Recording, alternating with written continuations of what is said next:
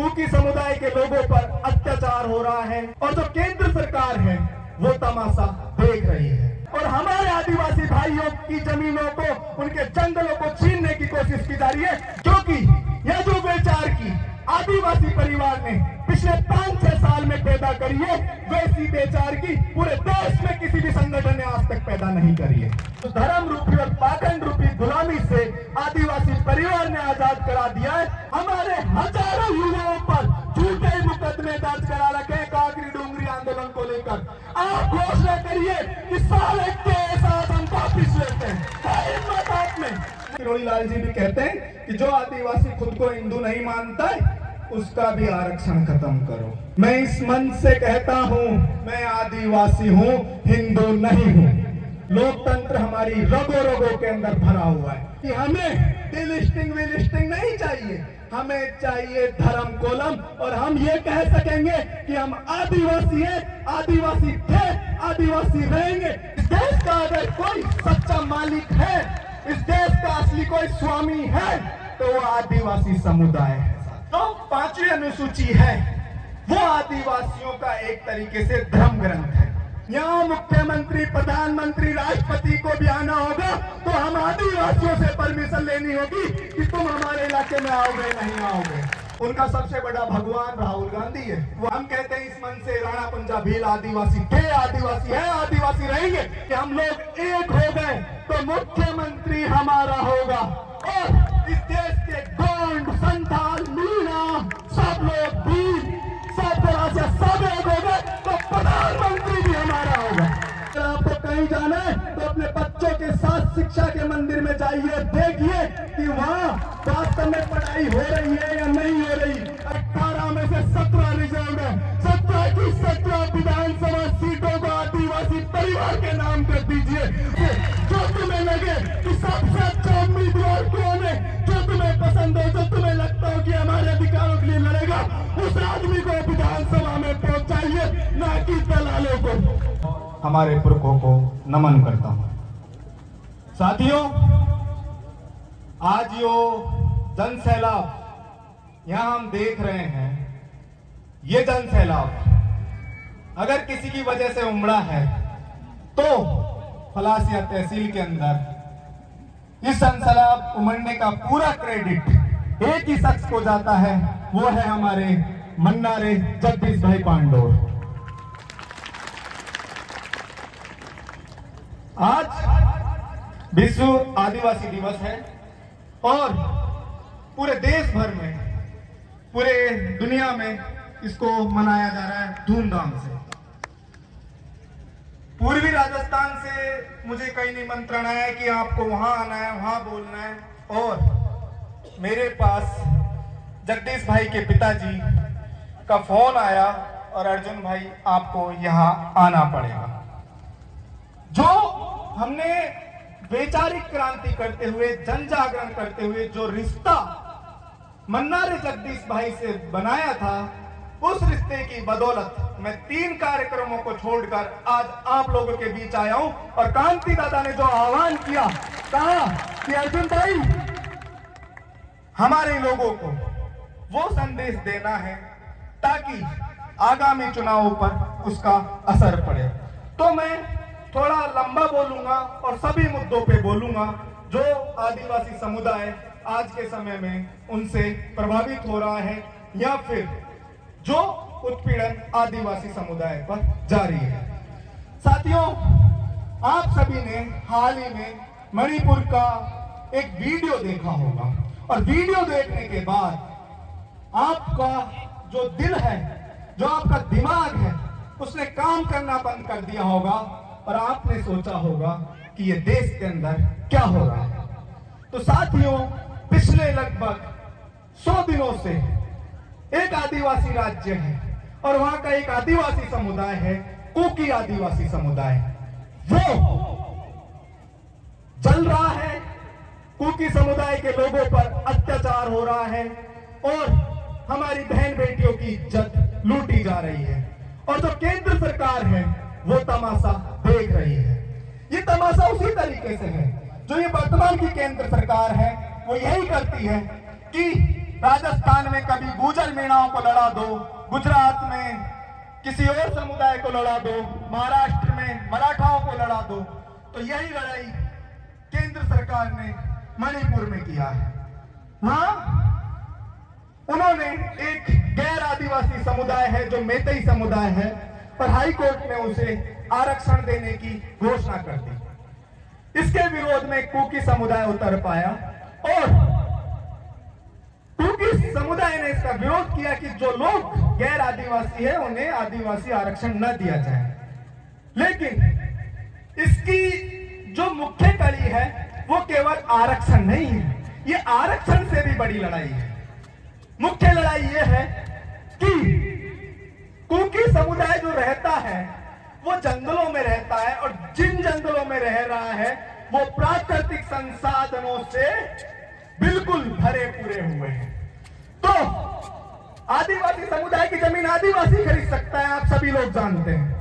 तो एक ऐसे समुदाय को आरक्षण दिया जाए ताकि उस समुदाय की जमीनों को हड़पा जा सके, इसलिए उस मणिपुर के अंदर मेतई समुदाय को आरक्षण दिया जा रहा है और हमारे आदिवासी भाइयों की जमीनों को, उनके जंगलों को छीनने की कोशिश की जा रही है। और आज आदिवासी दिवस के मौके पर मैं आप सभी लोगों से कहता हूं कि हमें उसका विरोध करना है। देश के अंदर खासकर हमारे पूर्वी राजस्थान में आज बीजेपी के बड़े नेता आदिवासी दिवस मना रहे हैं और वहां लाखों की भीड़ आई हुई है। वहां मणिपुर पर कोई बात नहीं होगी, वहां जल जंगल जमीन पर कोई बात नहीं होगी।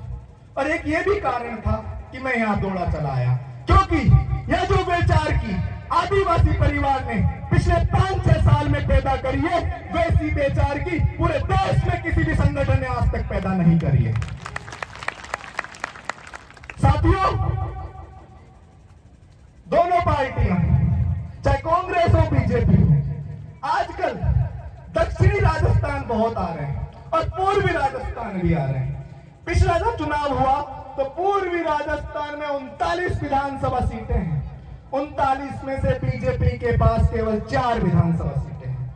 और दक्षिणी राजस्थान में आदिवासी परिवार एक नई चुनौती बनकर उभरा है और हम देख रहे हैं कि हमने 2 विधायक तो विधानसभा में पहुंचा चुके हैं। हम 2-4 चुनाव, एक उपचुनाव हुआ और 2-4 सीटें हम ऐसी हारे जिनमें मार्जिन बहुत कम था।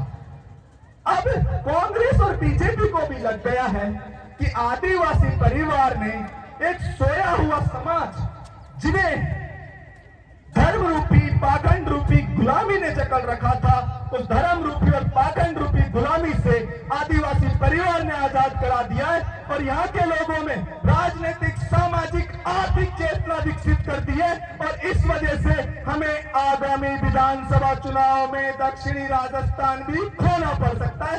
इस कारण दोनों दलों के नेता आजकल दक्षिणी राजस्थान में डेरा डाले हुए हैं। आज भी हमारा मानगढ़ धाम है, हम आदिवासियों का विरासत स्थल है।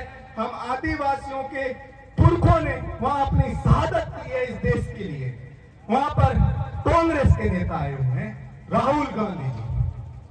राहुल गांधी बहुत बातें करते हैं आदिवासियों को लेकर कि आदिवासी हैं, हम आदिवासी को आदिवासी बोलते हैं। अरे भाई, कोई एहसान करते हो क्या आदिवासी को आदिवासी बोलकर? बात यह है कि आपकी सरकार ने हमारे हजारों युवाओं पर झूठे मुकदमे दर्ज करा रखे हैं कांकरी डूंगरी आंदोलन को लेकर। आप घोषणा करिए कि साल के साथ हम वापिस लेते हैं, हिम्मत आप में, नहीं तो ये झूठा आदिवासी प्यार दिखाना बंद कर दीजिए। क्योंकि आदिवासी परिवार ने इतनी जन चेतना तो यहाँ के समुदाय में विकसित कर दी है कि आदिवासी परिवार का ढोल केवल दक्षिणी राजस्थान में नहीं, पूर्वी राजस्थान में, गुजरात में, मध्य प्रदेश में, देश भर में बज रहा है। और आपने देखा होगा जब मानगढ़ पे अभी आदिवासी परिवार ने रैली करी तो पूरे देश भर से विभिन्न समुदायों के लोग, चाहे उसमें जाट हो, मीणा हो, गुर्जर हो, सिख हो, सब समुदायों के लोगों ने अपनी भागीदारी निभाई। और यह है आदिवासी परिवार, और यह सिर्फ आदिवासी परिवार के लोगों की वजह से हुआ है और मन्ना रे जगदीश भाई जैसे लोगों की वजह से हुआ है। साथियों, सरकार एक बिल लेके आ रही है यूसीसी बिल। मेरे ही आदिवासी मीणा समुदाय के एक नेता हैं जो खुद को तथाकथित आदिवासी नेता, सबसे बड़ा नेता कहते हैं। उन्होंने ये यूसीसी बिल प्राइवेट बिल के तौर पर संसद में पेश किया और इस बात पे मुझे शर्म है कि मेरा नेता, मेरे समुदाय का नेता इसका हिस्सा बना और उसकी वजह से हम आदिवासियों पे एक खतरा मंडरा रहा है। अगर यूसीसी बिल पेश होता है, सरकार तो धर्म की राजनीति करने के लिए, एक प्रोपेगेंडा दिखाने के लिए कि इससे मुसलमानों को नुकसान होगा, नहीं, इससे सबसे ज्यादा नुकसान किसी को होगा तो आदिवासी समुदाय को होगा। हमारे कस्टमरी लॉ है, हमारे खुद के कानून हैं, हमारी खुद पे विवाह पद्धति है, हमारे ऊपर हिंदू कोड बिल लागू नहीं होता है। जो कानून हम पे लागू नहीं होते, अगर वो यूसीसी बिल आया तो हम भी उसके अंदर आ जाएंगे। तो हम सभी लोगों को इस यूसीसी बिल का भी विरोध करना है, क्योंकि अगर यह आ गया तो हमारी जो पहचान है, आदिवासी रूपी जो पहचान है, उस पहचान को खत्म कर दिया जाएगा, हमारे अधिकारों को खत्म कर दिया जाएगा। इसलिए मैं आप सभी से आह्वान करता हूं कि इस यूसीसी बिल का विरोध करना है। और सरकार चेत भी गई है, क्योंकि देश के अंदर विभिन्न हिस्सों के अंदर आदिवासी समुदाय ने इसका विरोध दर्ज कराना चालू कर दिया और उसके बाद बीजेपी के नेता कहने लगे कि हम यूसीसी बिल से आदिवासियों को बाहर रखेंगे। तो साथियों, थोड़ी सी और ताकत दिखाइए, उन्हें एहसास होगा। अभी तो के लोग चर्चा कर रहे हैं, थोड़े दिनों में आदेश निकाल देंगे, हम आदिवासी समुदाय को यूसीसी बिल से बाहर रखते हैं और हम कहेंगे इस देश के अंदर सभी लोगों को अपना धर्म, अपना कस्टम मानने का अधिकार है। तो इस यूसीसी बिल का विरोध हमें करना है। एक मांग और है, एक कानून की मांग हमारे लोग कर रहे हैं, डीलिस्टिंग। आपके उदयपुर में भी रैली हुई थी।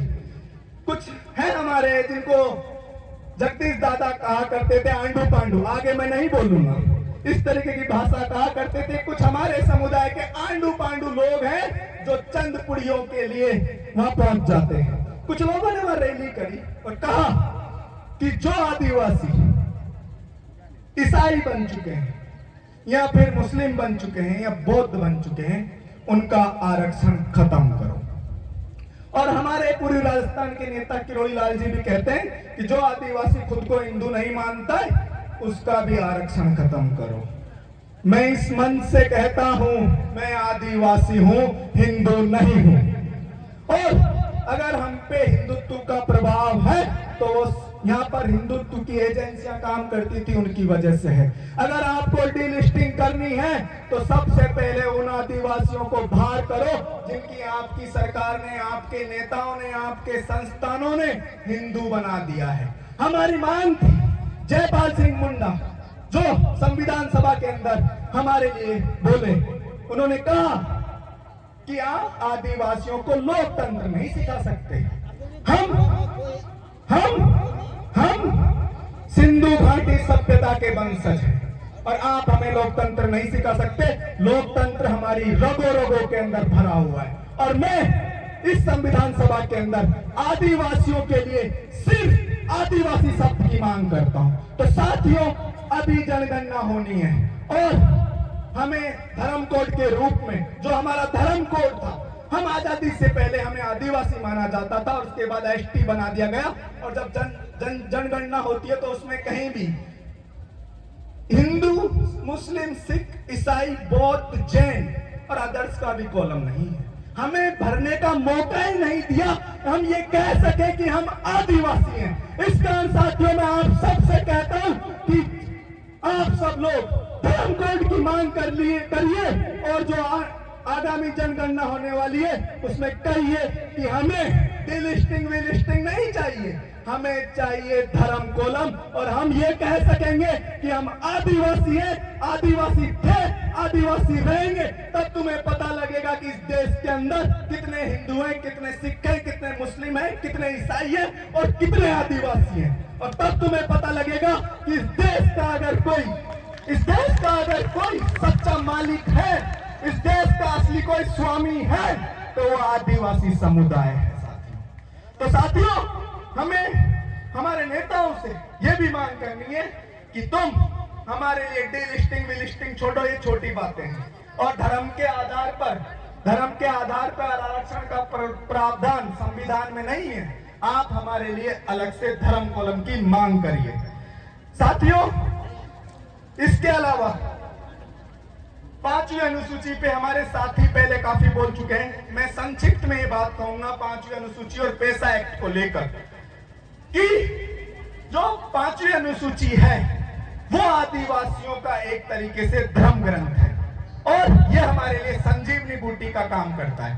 संविधान में 5वीं अनुसूची का प्रावधान है, लेकिन 5वीं अनुसूची को लागू नहीं किया गया है जमीनी स्तर पर। इसका लागू होना क्यों जरूरी है, यह सबसे महत्वपूर्ण आपको समझना होगा।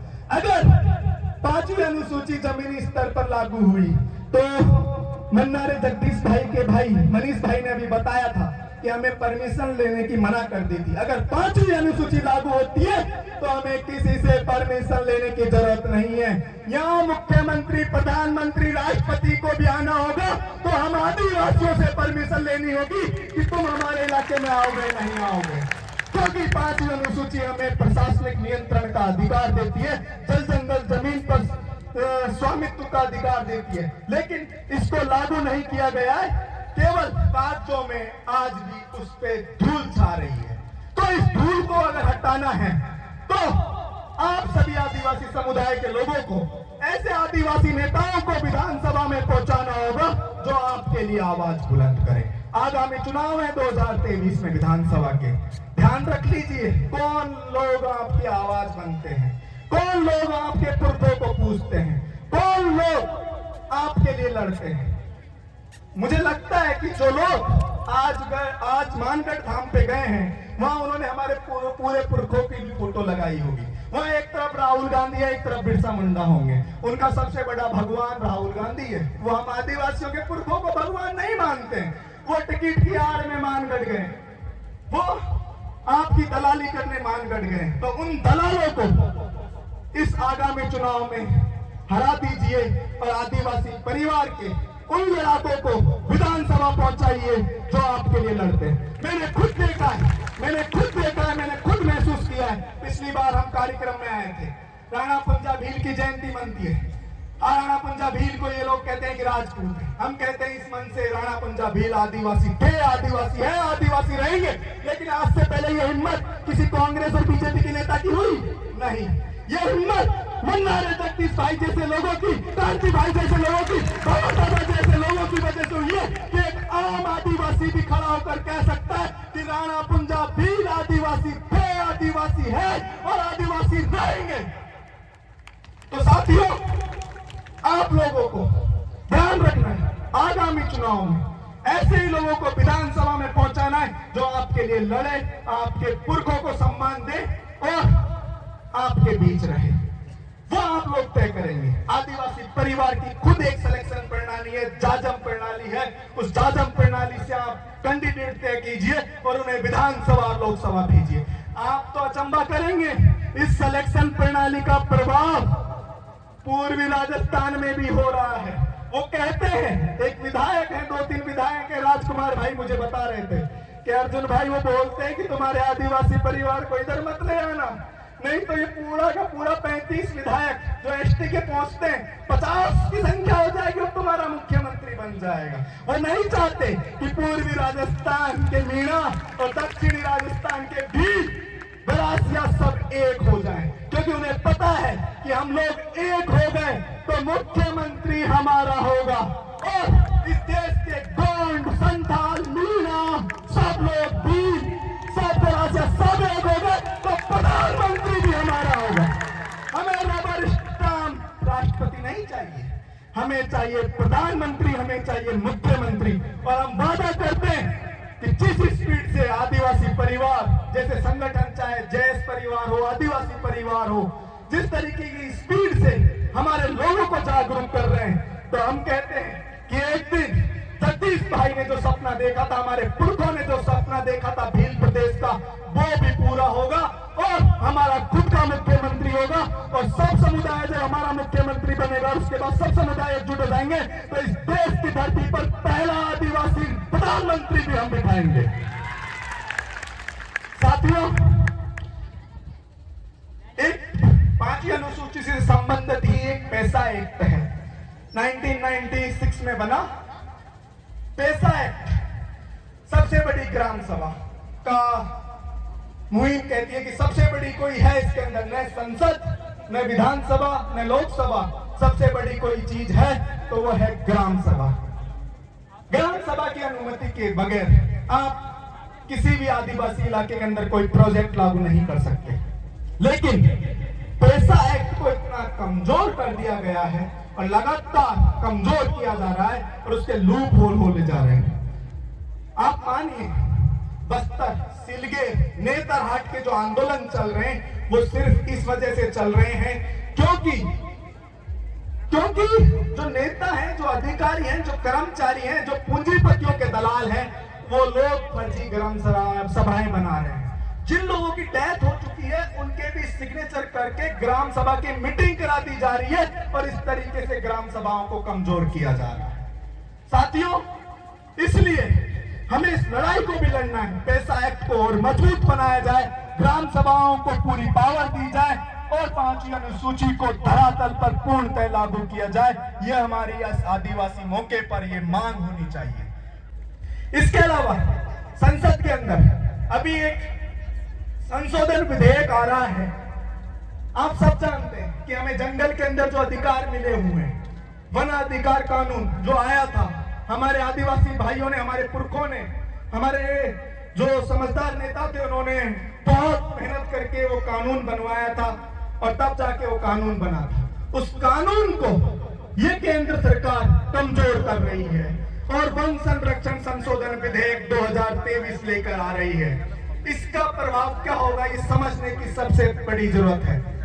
जो 5th शेड्यूल और 6th शेड्यूल की बात है, 5वीं और 6ठी अनुसूची की जो बात है, पैसा एक्ट की जो बात है, वनाधिकार कानून की जो बात है, उन्हें वो खत्म कर देगा इंटरनली, उनको खत्म कर देगा गलत तरीके से।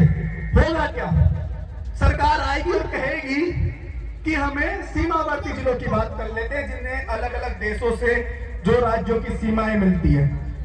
जैसलमेर में जाके सरकार कह देगी, गुजरात में जाके सरकार कह देगी, नॉर्थ ईस्ट में जाके सरकार कह देगी कि हमें अच्छा आग नहीं बनानी है, खाली करो जंगलों को तुम्हारे को, और हम आदिवासियों को जंगल खाली करने पड़ेंगे।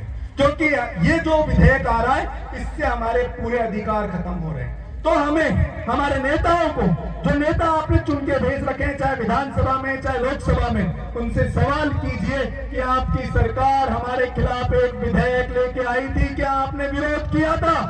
अगर वो कहते हैं नहीं किया था तो उनके जूते मारो, कहो कि जब हमारी जमीन ही नहीं बचेगी तो हम क्या करेंगे भाई। असली लड़ाई तो जमीन की है, पूरी दुनिया में लड़ाई जमीन की है, पैसे की कोई लड़ाई नहीं है, पूरी दुनिया में लड़ाई जमीन की है। अगर कोई आदमी पैसे वाला बनता है तो सबसे पहले जमीन ही खरीदता है।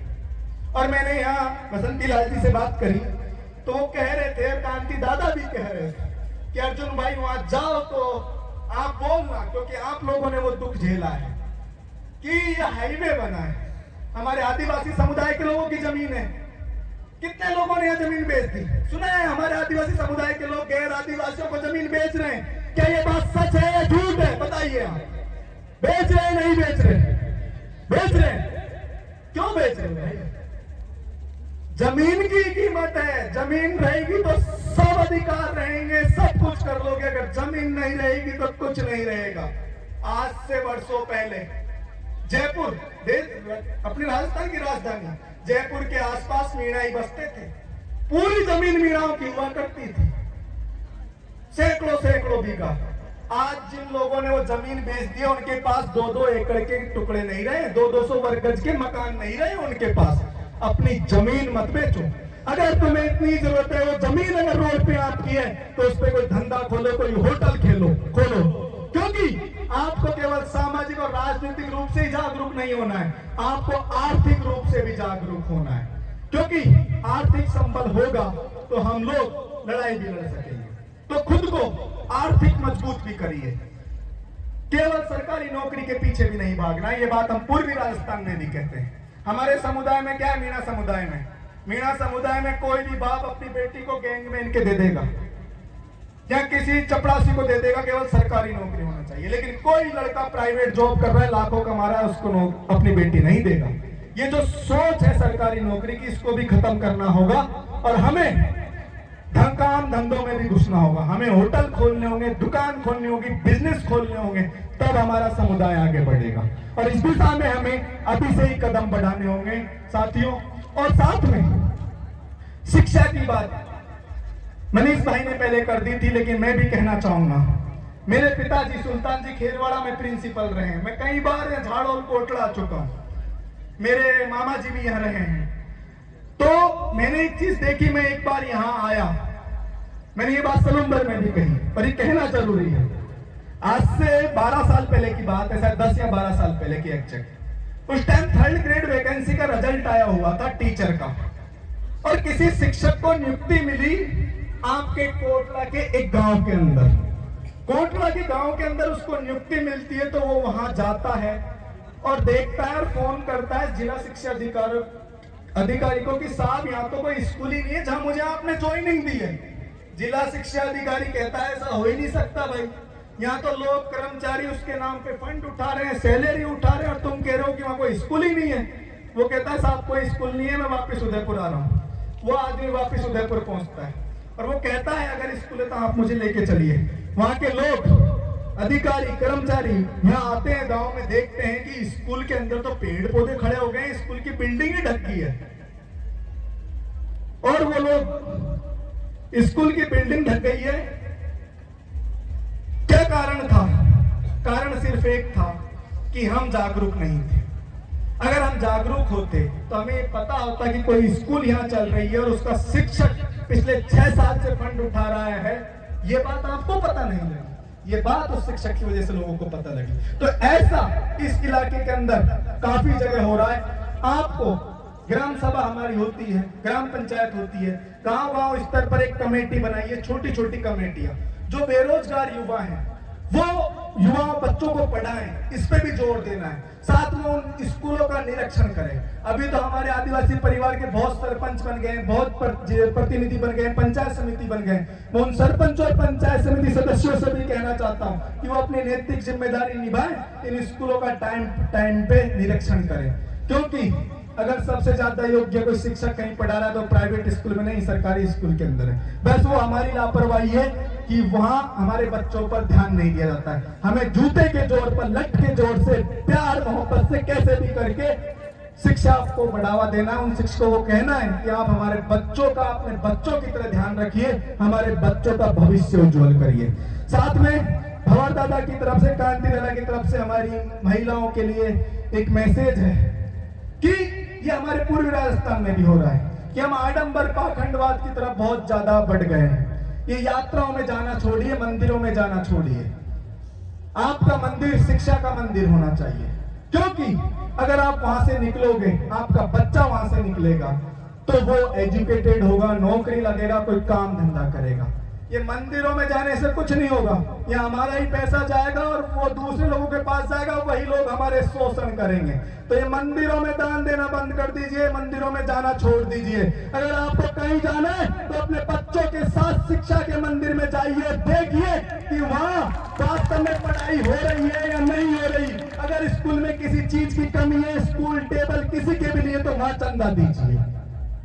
यह नैतिक जिम्मेदारी आपको निभानी है। मैं बस 2 मिनट और लेना चाहूंगा, क्योंकि फिर कांति दादा लड़ेंगे कि तुम्हें मैंने भेजा था, इतना बुलाया था, तुम पूरी बात नहीं करके आए। एक बात, एक नई शिक्षा नीति आ रही है, उसका भी विरोध हम लोग लगातार कर रहे हैं, क्योंकि उससे हमारे आदिवासी समुदाय के जो बच्चे हैं उनकी शिक्षा खत्म हो जाएगी। हम उस शिक्षण संस्थानों में नहीं पढ़ पाएंगे, हमारे प्रोफेसर्स नहीं बन पाएंगे भाई। तो जो नई शिक्षा नीति है उसका भी विरोध करना बहुत जरूरी है। और ये नई शिक्षा नीति क्या करेगी? ये नई शिक्षा नीति केवल आरएसएस का जो एजेंडा है उसको बढ़ाने की एक परिकल्पना है। इस कारण हमें इसका विरोध करना है। और साथियों, जो हमारे नायक इतिहास की किताबों से गायब कर दिए गए, वो इतिहास लेखन की जिम्मेदारी भी हमें दोबारा उठानी होगी। कुछ लोग लिख रहे हैं, इतिहास लेखन के नाम पे कुछ चीजें लिखी जा रही है, लेकिन आप देखिए हमारे पुरखों को किस तरीके से गायब कर दिया गया। महाराणा प्रताप को पूरी दुनिया जानती है, लेकिन जिस महाराणा प्रताप ने अपना साम्राज्य हमारे राणा पंजा भील की वजह से हासिल किया, उस राणा पंजा भील को इतिहास की किताबों से गायब कर दिया गया। क्यों किया गया भाई? क्योंकि हम आदिवासी हैं। इस देश के अंदर तिलका मांझी का इतिहास गायब कर दिया गया, टंडा मामा भीम का इतिहास गायब कर दिया गया। कौन लोग थे जिन्होंने हमारा इतिहास गायब कराया? और किन लोगों ने हमें दूसरा इतिहास पढ़ाया?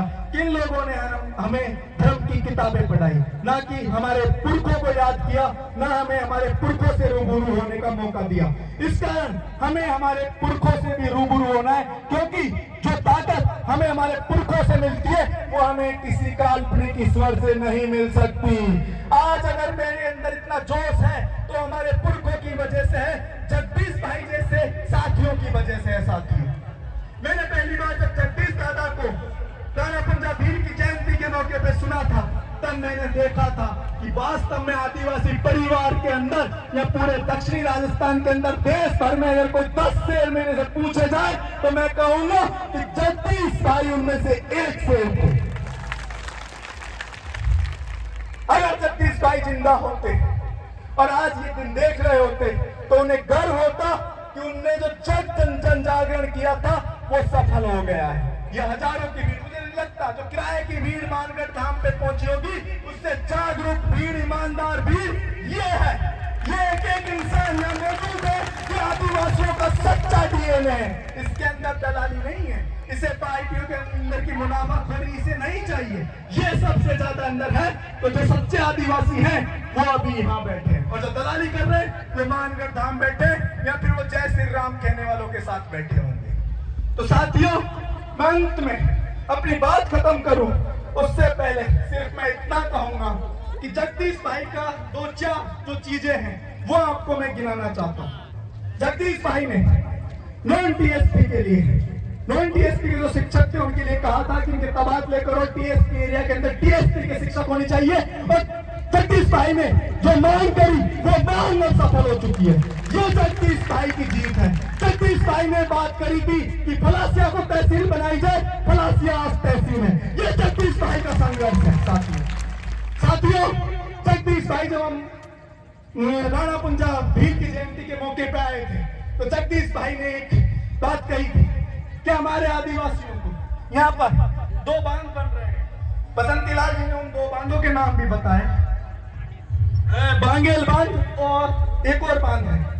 इन बांधों की वजह से हमारे आदिवासी भाई विस्थापित होंगे। इस कारण हमें इस तथाकथित विकास का जो चोचला सरकार ओढ़ती है इसका भी विरोध करना है, क्योंकि हम हमारी जंगल जमीन नहीं खोना चाहते। हमने देखा स्टैच्यू ऑफ यूनिटी बना एक गुजरात के अंदर, वहां गांवों के गांव उजाड़ दिए आदिवासियों के। कोरोना के अंदर जो आदिवासी प्रोटेस्ट कर रहे थे उनको लाठियों से भुना जा रहा था इसी पड़ोस में गुजरात के अंदर, जहां स्टैच्यू ऑफ यूनिटी बना। भाई ऐसा कौन सा स्टैच्यू ऑफ यूनिटी जिसके लिए तुम इस देश के मूल मालिकों को वहां से खदेड़ रहे हो? ऐसा स्टैच्यू ऑफ यूनिटी हमें नहीं चाहिए। हमें केवल हमारे जल जंगल जमीन चाहिए, इसके अलावा हमें कुछ नहीं चाहिए। तो साथियों, अंत में मैं अपनी वाणी को केवल ये कहते हुए विराम देना चाहता हूं कि साथियों 2023 का चुनाव है और 2024 का लोकसभा चुनाव है। आपको ध्यान रखना है, जगदीश भाई नहीं तो जगदीश भाई जैसा कोई शेर विधानसभा में इस झाल से पहुंचना चाहिए। और 18 विधानसभा सीटें, 18 में से 17 रिजर्व है। 17 की 17 विधानसभा सीटों को आदिवासी परिवार के नाम कर दीजिए और अपनी शासन व्यवस्था से जो तुम्हें लगे कि सबसे अच्छा उम्मीदवार कौन है, जो तुम्हें पसंद हो, जो तुम्हें लगता हो कि हमारे अधिकारों के लिए लड़ेगा, उस आदमी को विधानसभा में पहुंचाइए, ना कि दलालों को। और लोकसभा चुनाव है, लोकसभा की 2 सीटें हैं, उन दोनों सीटों पर आदिवासी परिवार के उम्मीदवारों को भी आपको पहुंचाने। और मैं आपसे वादा करता हूं, अगर आपने 17 विधायक यहाँ से चुन के भेज दिए तो पूर्वी राजस्थान से हम लोकसभा चुनाव के अंदर 2 सांसद भेजेंगे, क्योंकि आपके आदिवासी परिवार का एक एक असर, आपके वोट का एक एक असर पूर्वी राजस्थान में होगा। साथियों, तो साथियों अगर हमें एकजुट होना है, एकजुट होना पड़ेगा। साथियों, एक छोटी सी बात, जब बचपन में हम सब बच्चों ने एक कहानी पढ़ी है कि एक लकड़ी दी, एक लकड़ी को तोड़ दिया, दो लकड़ी दी, दो लकड़ियों को तोड़ दिया, तीन को दिया, तीन को तोड़ दिया एक साथ। लेकिन जैसे ही वो लकड़ियों का घर बना, उसे कोई नहीं तोड़ पाया। इसका भूल जाइए कौन मीरा है, कौन भील है, कौन उनराव है, कौन गोंड है, कौन संताल है। कहिए हम आदिवासी है, आदिवासी थे, आदिवासी रहेंगे। और एकजुट होकर दिखा दीजिए इन सत्ताधारियों को कि आदिवासी अब एकजुट हो चुका है। हमें बांटना बंद कर दीजिए। और साथियों, एक बात बस, ये लास्ट है, इसके बाद मैं कुछ नहीं बोलूंगा। कि जंगल में आग लग रही थी, जंगल में आग लग रही थी, और एक चिड़िया चोंच में पानी लेकर उस आग को बुझा रही थी। और उस जंगल के जितने भी जानवर थे वो उस पर हंस रहे थे कि तुम ये क्या कर रही हो, तुमसे ये आग थोड़ी बुझेगी। वो चिड़िया कहती है कि मेरे से आग नहीं बुझेगी, लेकिन जब आग बुझाने वालों का इतिहास लिखा जाएगा तो उसमें मेरा नाम लिखा जाएगा। उसी तरीके से मैं आपसे कहता हूं, अगर आदिवासियों को बचाने का इतिहास लिखा जाएगा तो आप तमाम साथियों का नाम उसमें लिखा जाएगा, क्योंकि हम आदिवासी हैं और जल जंगल जमीन हमारे लिए हृदय है और ये हमारा दिल है। अगर जल जंगल जमीन उजड़ गए तो हम भी मर जाएंगे। तो साथियों, इस जल जंगल जमीन को बचाने और जगदीश भाई को सच्ची श्रद्धांजलि आपको देनी है, तो आदिवासी परिवार के उन तमाम प्रतिनिधियों को आपको विधानसभा पहुंचाना है। ये बात आप रख लेना, यही जगदीश भाई को सच्ची श्रद्धांजलि होगी। जय जोहार, इनकलाब जिंदाबाद, जय भीम प्रदेश।